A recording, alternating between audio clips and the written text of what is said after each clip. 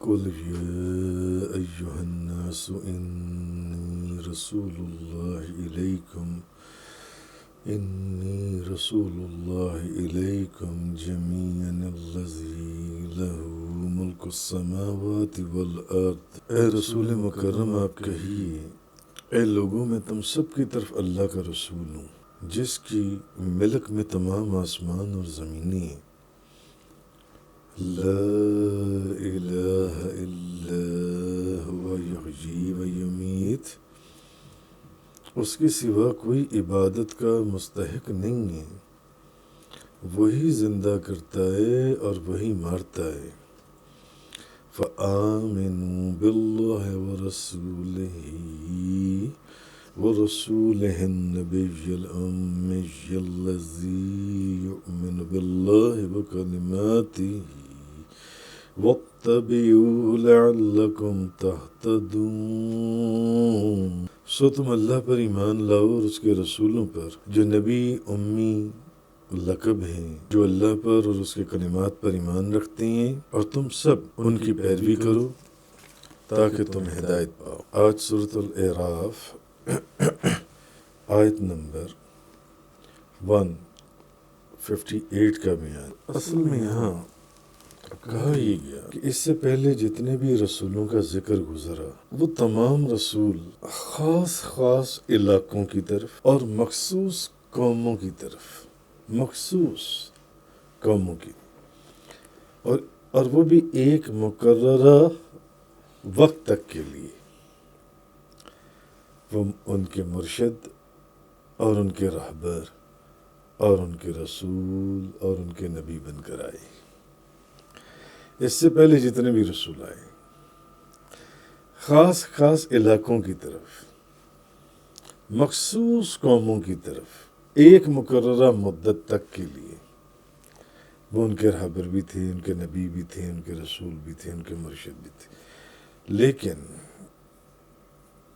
اب اصل میں تاجدار دو جہاں، شاہ سوار لامکاں، مالک زمین و آسمان، روح کن فکاں، آپ صلی اللہ علیہ وسلم کا ذکر خیر ہو رہا ہے، اور آپ کی ہدایت اور آپ رہبر بن کر کسی مخصوص مدت تک کے لیے نہیں آئے، کسی مخصوص علاقے کے لیے نہیں آئے، کسی مخصوص زمانے تک محدود ہو کر نہیں آئے۔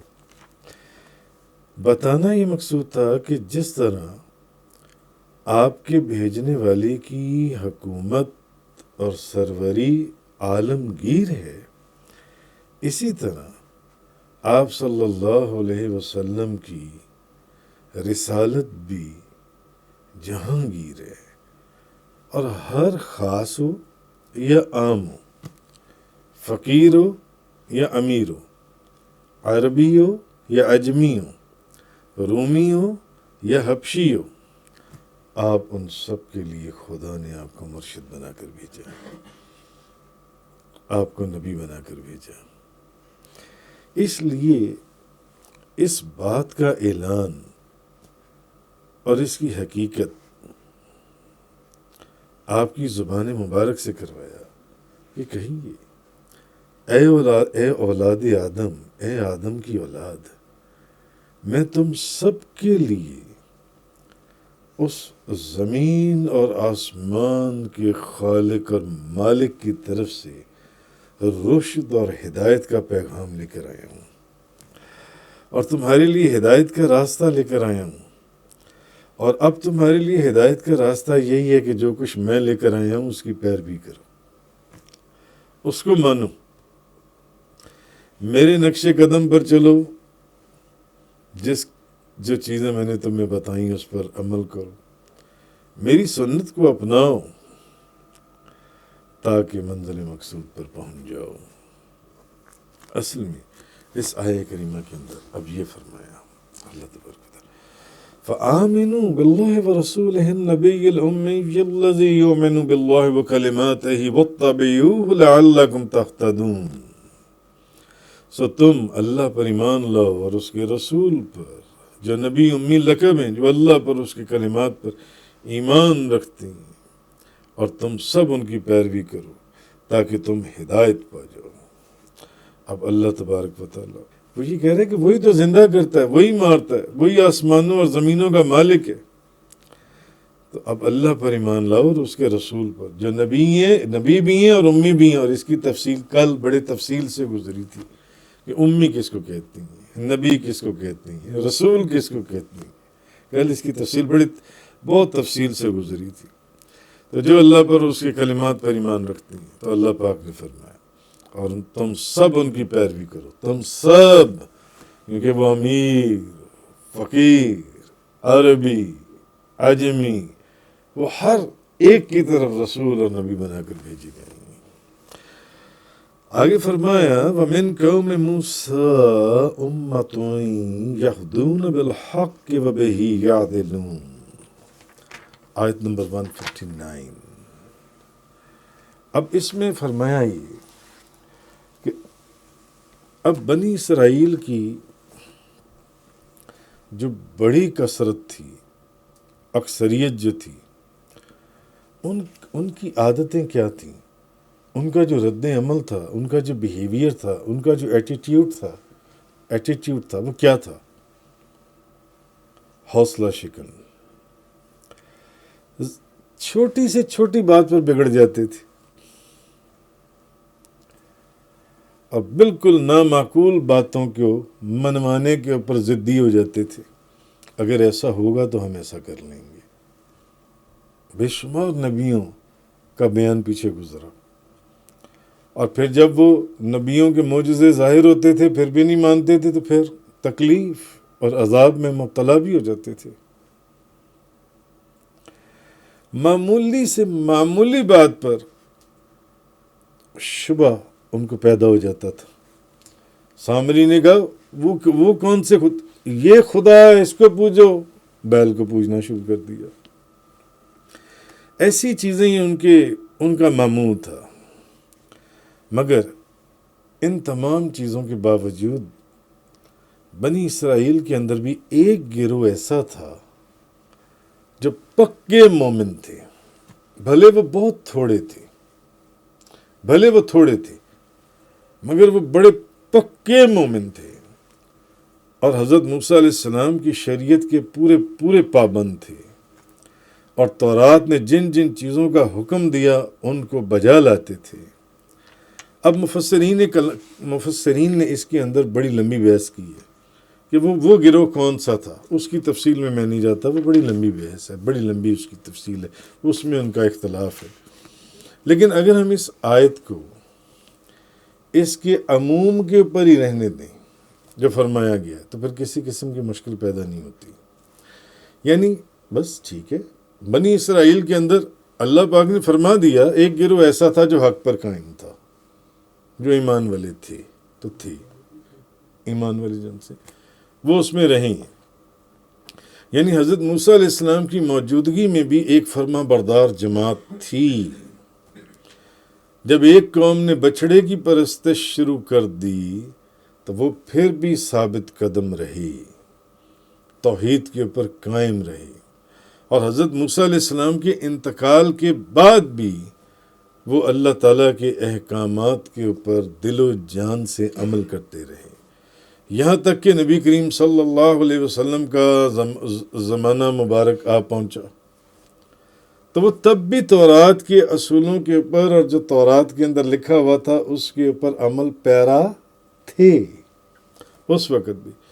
اسی لیے ان میں سے بعض ایسے لوگ ہیں جن میں سے، جیسے کہ ایک حضرت عبداللہ بن سلام کی اکثر مثال ہم دیتے ہیں کہ جیسے ہی انہوں نے حضور کا دیدار کیا اور حضور کے اندر جو نشانیاں موجود تھیں وہ پائیں کہ یہ تو تورات میں پہلی ذکر ہے کہ آخری نبی آئیں گے، فوراً کلمہ پڑھ کر مسلمان ہو گئے، فوراً کلمہ پڑھ کر مسلمان ہو گئے۔ تو یہ چیز اللہ تبارک و تعالیٰ نے اس آیہ کریمہ کے اندر ارشاد فرمائی، وَمِن قَوْمِ مُوسَىٰ أُمَّةٌ يَهْدُونَ بِالْحَقِّ وَبِهِ يَعْدِلُونَ، اور موسیٰ کی قوم سے ایک گروہ ہے، وہ لوگ حق کے ساتھ ہدایت دیتے ہیں اور اسی کے ساتھ عدل کرتے ہیں۔ تو وہ رہا گروہ نبی پاک صلی اللہ علیہ وسلم کے زمانہ مبارک تک۔ آگے فرمایا وَقَطَّعْنَاهُمُ اثْنَتَيْ عَشْرَةَ أَسْبَاطًا أُمَمًا، اور ہم نے بنو اسرائیل کو 12 قبیلوں میں گروہ در گروہ تقسیم کر دیا۔ بنی اسرائیل کو 12 قبیلوں کے اندر، 12 گروپس کے اندر ہم نے ان کو ڈیوائیڈ کر دیا، بنی اسرائیل کو۔ وَأَوْحَيْنَا إِلَى مُوسَىٰ إِذِ اسْتَسْقَاهُ قَوْمُهُ أَنِ اضْرِب بِّعَصَاكَ الْحَجَرَ، اور جب موسیٰ کی قوم نے ان سے پانی طلب کیا تو ہم نے ان کی طرف وحی کی کہ اس پتھر پر عصا مارو۔ فانبجست منہ اثنتا عشرۃ عینا، تو اس سے 12 چشمے پھوٹ پڑے، 12 چشمے۔ اور ان کی قوم کو کتنے گروپس میں ڈیوائیڈ کیا گیا تھا؟ 12۔ قد علم کل اناس مشربہم، ہر گروہ نے اپنے پانی پینے کی جگہ جان لی۔ 12 گروہ ڈیوائیڈ کیے گئے تھے۔ وَظَلَّلْنَا عَلَيْهِمُ الْغَمَامَ وَأَنزَلْنَا عَلَيْهِمُ الْمَنَّ وَالسَّلْوَىٰ، اور ہم نے ان پر بادل کا سایہ کر دیا اور ہم نے ان پر من اور سلوہ نازل کیا۔ کُلُوا مِن طَیِّبَاتِ مَا رَزَقْنَاکُمْ، اور ان پاک چیزوں کو کھاؤ جو ہم نے تمہیں دی ہیں۔ وَمَا ظَلَمُونَا وَلَكِنْ كَانُوا أَنفُسَهُمْ يَظْلِمُونَ، اور انہوں نے ہم پر کوئی ظلم نہیں کیا لیکن وہ اپنی جانوں پر ظلم کرتے تھے، اپنی جانوں پر۔ اب آگے یہ فرمایا اللہ تبارک و تعالیٰ نے، اصل میں جو بنی اسرائیل جو تھے یہ حضرت یعقوب علیہ السلام کے 12 بیٹوں کی اولاد میں سے تھے، یا حضرت یعقوب علیہ السلام کے 10 بیٹے اور یوسف علیہ السلام کے 2 بیٹے۔ یہ بنی اسرائیل جو ان 12 بیٹوں کی اولاد میں سے تھے۔ اور موسیٰ علیہ السلام جب انہیں لے کر وادی سینا پہنچے تو ان کی تعداد کئی لاکھ تھی، بعض کہتی ہیں 6 لاکھ تھی۔ 50 ہزار کے گروپ کم و بیش بنا دیے گئے۔ اب اتنی کثیر تعداد اس میدان کے اندر،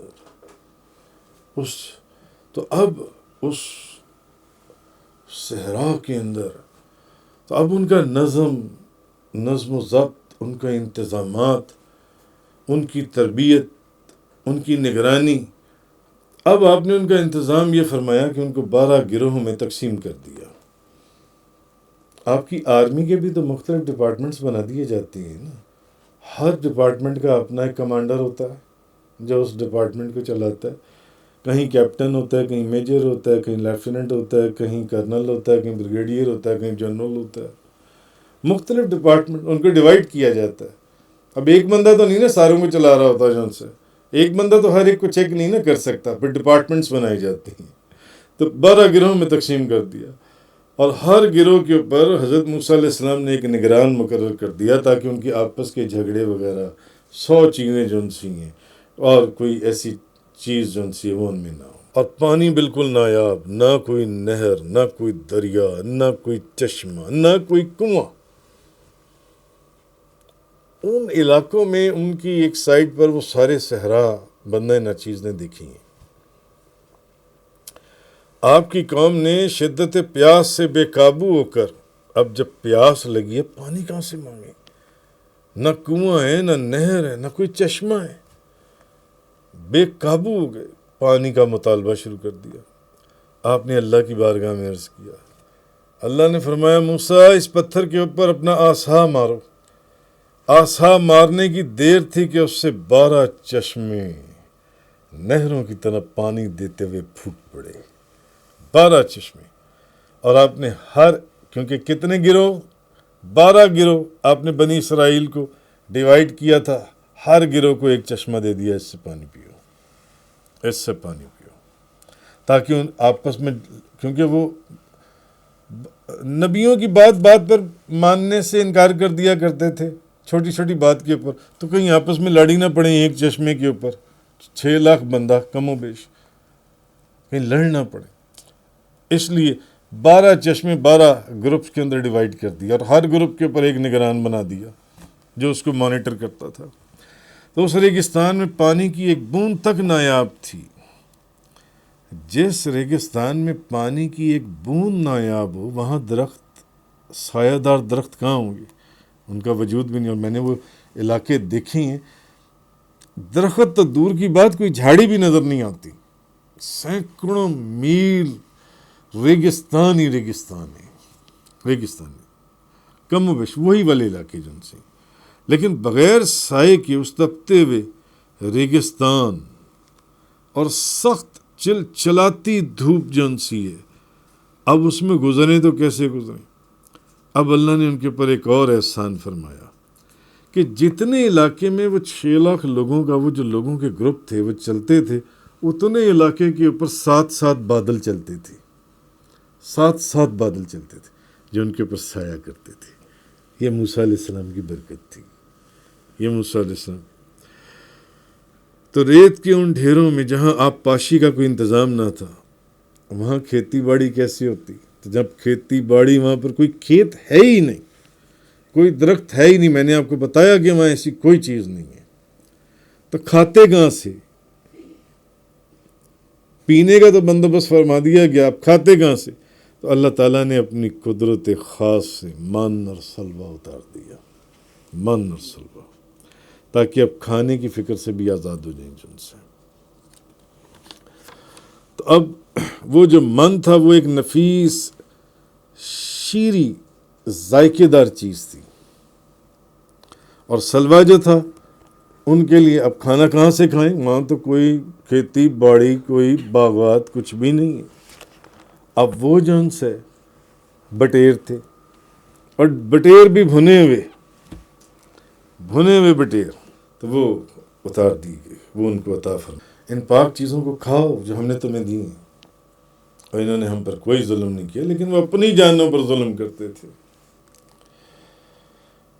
آگے فرمایا وَإِذْ قِيلَ لَهُمُ اسْكُنُوا هَٰذِهِ الْقَرْيَةَ وَكُلُوا مِنْهَا حَيْثُ شِئْتُمْ وَقُولُوا حِطَّةٌ وَادْخُلُوا الْبَابَ سُجَّدًا نَغْفِرْ لَكُمْ خَطِيئَاتِكُمْ سَنَزِيدُ الْمُحْسِنِينَ۔ اور جب ان سے کہا کہ اس شہر میں جا کر بس جاؤ،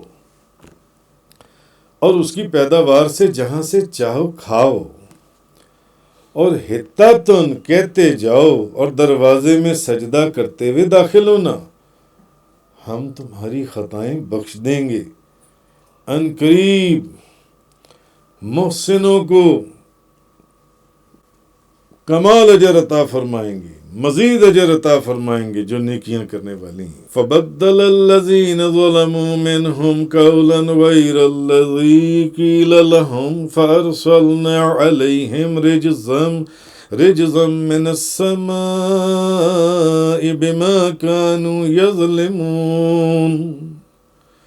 اور ان میں سے ظلم کرنے والوں نے اس بات کو اس کے خلاف سے بدل دیا، خود ہی ظلم کرتے تھے، ہم نے ظلم نہیں کیا، یہ خود اپنے پر ظلم کرتے تھے۔ اور ان کو جو کہا تھا یہ پڑھتے ہوئے داخل ہو جاؤ، جو کہا تھا پڑھنے کے لیے وہ اس کے الٹ پڑھنا شروع کر دیا انہوں نے، اور جو ان سے کہی گئی تھی تو ہم نے انہوں نے اس کو نہیں مانا، تو ہم نے ان پر آسمان سے عذاب بھیجا، کیونکہ وہ ظلم کرتے تھے، یہ خود اپنی جانوں پر ظلم کرتے تھے۔ جیسے کہ پیچھے فرمایا وَمَا ظَلَمُونَا وَلَكِنْ كَانُوا أَنفُسَهُمْ يَظْلِمُونَ۔ انہوں نے ہم پر کوئی ظلم نہیں کیا، لیکن وہ اپنی جانوں پر ظلم کرتے تھے، اپنی جانوں پر ظلم کرتے تھے۔ اب یہاں کیا فرمایا گیا؟ اس کا ذکر سورۃ البقرہ کی آیت نمبر 57-58 کے بیان میں پہلے بھی گزر چکا ہے جن سے۔ پہلے تو وہ اس میدان کے اندر، جیسے اس کا ذکر پہلے گزر چکا کہ اللہ تعالیٰ نے ان کے جرم کی سزا ان کو یہ دی کہ وہ اپنے گھروں تک جانے کی فکر میں سارا دن سفر کرتے رہتے، سارا دن اس صحرا میں سفر کرتے، چلتے رہتے چلتے رہتے چلتے رہتے. رات بسر کرنے کے لیے جب کہیں رات بسر کرتے سوتے، جب صبح اٹھتے تو وہی جگہ ہوتی جہاں سے پچھلے دن صبح کے وقت چلے تھے. پھر سارا دن چلتے، رات تک چلتے رہتے چلتے رہتے چلتے رہتے، میلوں کے سفر طے کرتے. جب رات کو سو تو پھر وہیں پر ہوتے جہاں سے چلے تھے. 40 سال وہ میدان میں اسی طرح چلتے رہے، مگر وہ اپنے گھر نہیں پہنچے. آپ لوگ کوئی بندہ برداشت کر سکتا ہے 1 دن 2 دن 3 دن 5 دن 10 دن؟ 40 سال بندہ ویسے ہی اتنا انیزی، انزائٹی، ڈپریشن کا شکار ہو جاتا ہے. بندہ ویسے ہی 40 سال چلتے رہے مگر گھروں کو نہیں پہنچے. خیر، ہم اصل موضوع کی طرف آتے ہیں. تو اللہ تعالیٰ نے ان کو اس میدان سے نجات دی اور بیت المقدس میں داخل ہونے کا موقع دیا. اب اس دوران حضرت ہارون علیہ السلام اور موسیٰ علیہ السلام کی وفات ہو چکی تھی. تو حضرت موسیٰ علیہ السلام کے بعد حضرت یوشع بن نون علیہ السلام نے اس قوم عمالقہ سے جہاد کیا، جس کا ذکر پہلے گزر چکا ہے. جو بنی اسرائیل زندہ بچ گئے تھے انہوں نے حضرت یوشع بن نون کا ساتھ دیا. ان 40 سالوں میں ظاہر سارے زندہ تو نہیں رہے ہوں گے، اتنی دنیا اسی دوران تو حضرت موسیٰ علیہ السلام اور حضرت ہارون علیہ السلام کی بھی وفات ہو گئی، وہ بھی پردہ فرما گئے. تو اب حضرت یوشع بن نون کا انہوں نے ساتھ دیا تو ان کو فتح عطا فرمائی، اور 40 سال کے بعد بنی اسرائیل اس میدان سے باہر نکلے. تو اب جب بیت المقدس میں شاہانہ انداز میں داخل ہوئے تو اللہ تعالیٰ نے فرمایا کہ بیت المقدس کے دروازے میں سجدہ کرتے ہوئے داخل ہونا اور حتتن، ہمارے گناہوں کو معاف فرما. یہ کہتے ہوئے داخل ہونا، یا اللہ ہمارے گناہوں کو معاف فرما، یا اللہ ہمارے گناہوں، یا اللہ ہمارے گناہوں کو معاف فرما. مگر پھر انہوں نے وہی سرکشی اور نافرمانی کی. اب یہ کہنے کی بجائے تو ہنتتن کہتے ہوئے داخل ہوئے کہ گندم گندم گندم، بالی میں گندم کے دانے، یہ کہتے ہوئے داخل ہوئے. اور اس سے ان کی مراد یہ تھی کہ ہمیں گندم عطا فرما، بجائے اس کے کہ اللہ نے کیا فرمایا تھا، جب داخل ہو تو مجھ سے معافی مانگتے ہوئے داخل ہونا.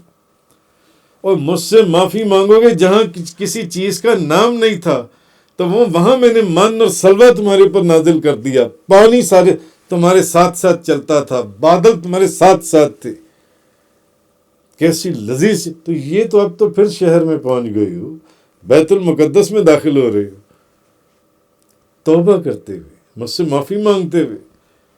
تو بجائے معافی مانگنے کے جس کا حکم دیا گیا تھا کہ ہمیں معاف کر دے، ہمارے گناہوں کو معاف کر، کہنے کا ہمیں، تو کہنے کا مقصد یہ. اور اسی کی سزا کے اندر پھر بنی اسرائیل سے کہا گیا کہ دروازے میں سجدہ کرتے ہوئے داخل ہوں. ایک روایت کے اندر ہے. تو اور سرین کے بل داخل ہوئے اور حتتن کی جگہ انہوں نے ہنتتن کہا. تو طاعون کی وبا کی شکل میں ان پر آسمانی عذاب آیا جس سے ان کے تمام لوگ ہلاک ہو گئے، ان کے بیٹے بچ گئے. تو بنو اسرائیل میں جس فضل اور عبادت کا ذکر کیا جاتا ہے وہ ان کے بیٹوں میں تھا، اور ان کے تمام آبا و اجداد طاعون کی اس وبا کے اندر ہلاک ہو گئے. یہ تفسیروں کے اندر موجود ہے کہ صرف بے ادب تھے، ان کو جو کہا جاتا تھا اس کے اوپر عمل نہیں کرتے تھے، مرضی اپنی کرتے تھے. اس کی وجہ سے ان کے اوپر بار بار اللہ کے عذاب نازل ہوتے تھے.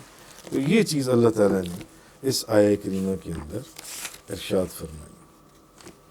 فبدل الذین ظلموا منہم قولا غیر الذی قیل لہم، ان میں سے ظلم کرنے والوں نے اس بات کو اس کے خلاف سے جو ان کو کہا گیا تھا بولو، وہ تو انہوں نے بولا ہی نہیں، اور ان سے جو بات کہی گئی تھی تو سو ہم نے ان پر آسمان سے عذاب بھیجا کیونکہ وہ ظلم کرتے تھے. فَأَرْسَلْنَا عَلَيْهِمْ رِجْزًا مِّنَ السَّمَاءِ بِمَا كَانُوا يَظْلِمُونَ. صدق اللہ تعالیٰ وَبَلَّغَ رسول اللہ صلی اللہ علیہ وسلم. تفسیر قرآن کا یہ لیکچر انگلش میں سننے کے لیے براہ کرم ڈسکرپشن میں موجود لنک پر کلک کریں.